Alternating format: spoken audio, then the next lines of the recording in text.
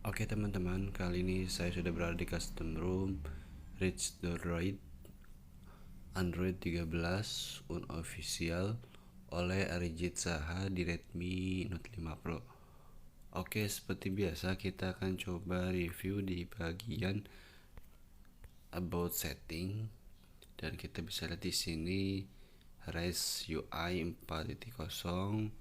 Kemudian kita cek di bagian device. Di sini kita bisa lihat Android 13, kemudian Rise OS 10.2 dengan codename Faela Pixel, kemudian menggunakan security update 5 Februari 2023 dan menggunakan kernel 4.19 Elixir Reborn.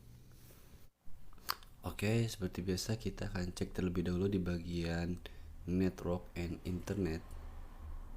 Kita bisa cek di sini saya sudah gunakan untuk WiFi, kemudian SIM card normal, tidak ada masalah. Kemudian saya akan coba cek bagian WiFi hotspot, diaktifkan bersama dengan dengan WiFi, berjalan normal ya, tidak ada masalah. Di sini ada option AP band, pemilihan ini ya. Kemudian kita lanjut ke bagian di sini private DNS-nya automatic, ada beberapa option, jadi kalian tidak perlu edit manual ya. Di sini banyak optionnya. Oke, kita lanjut ke bagian Bluetooth, juga normal, tidak ada masalah. Kemudian kita cek di bagian personalization. Di sini option customisasi dari room ini ada button lock screen, kemudian miscellaneous, navigating, kemudian notifikasi, quick setting, sound, status bar, dan user interface. Seperti biasa kita akan coba cek di bagian button. Di sini ada beberapa option yang kalian bisa aktifkan. Oke. Kemudian di bagian lock screen juga ada beberapa option. Ada battery info, kemudian tap to sleep, refill effect, dan yang lainnya. Oke, lanjut kita ke bagian miscellaneous. Nah, di sini ada bagian option-option lain ya, tambahan. Ada game space, kemudian Google Service, Parallel Space, Scarlet Service, Sensor Block, kemudian ada Unlock Higher FPS, Unlimited Photo Storage, dan Netflix Spoof.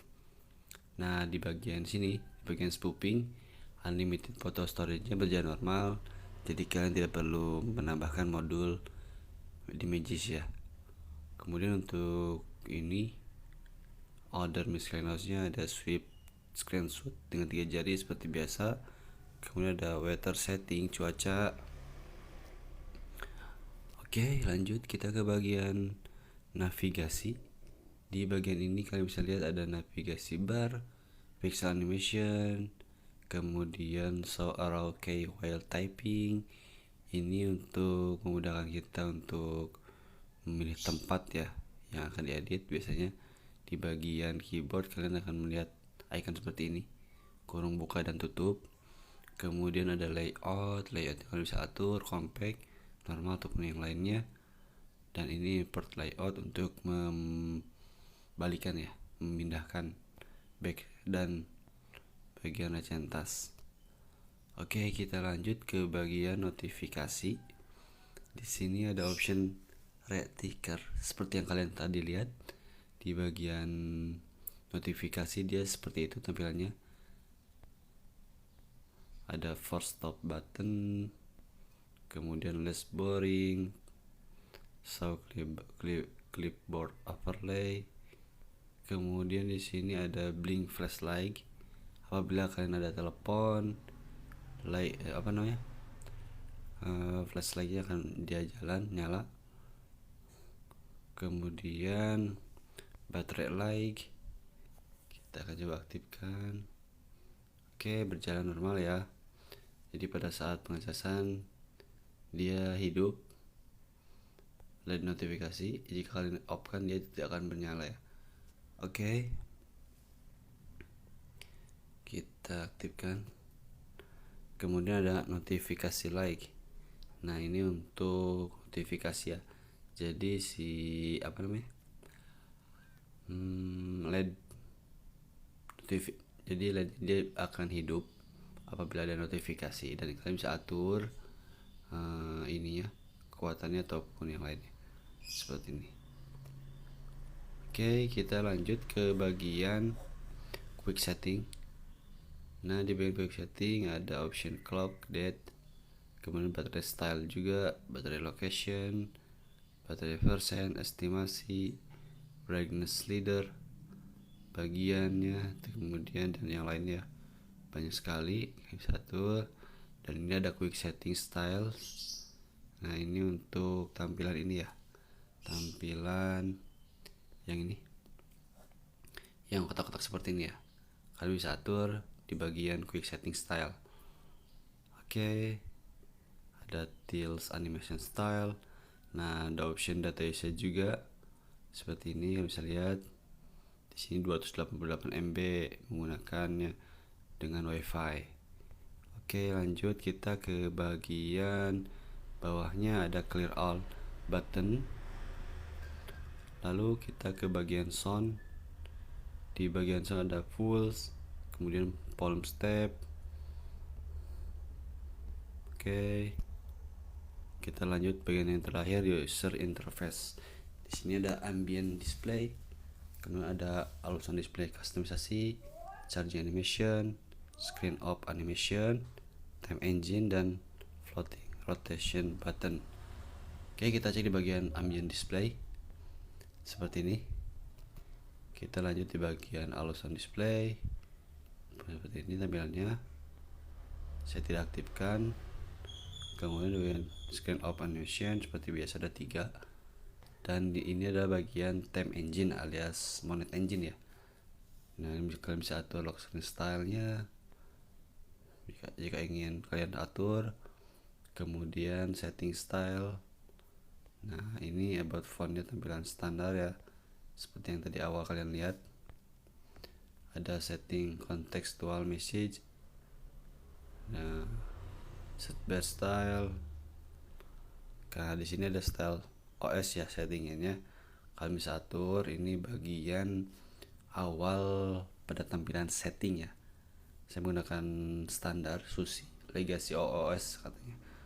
Kalian bisa menggunakan stock pixel juga, misalkan seperti ini. Nah oke, kita pilih stock pixel dan kita bisa lihat di bagian ini tampilan setting awal.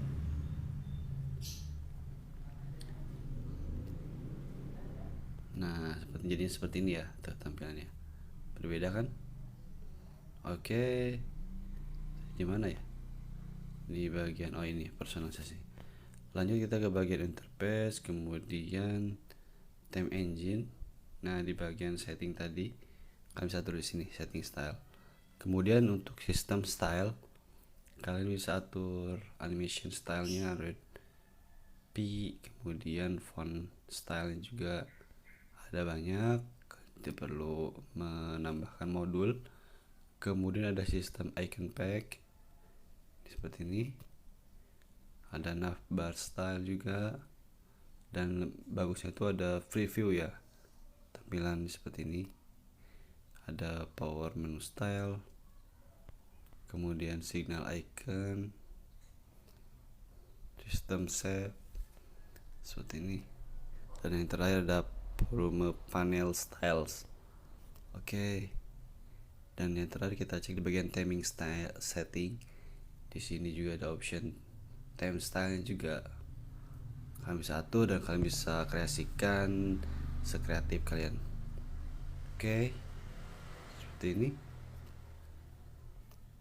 Oke, di bagian customisasi room ini sudah selesai, dari button hingga user interface.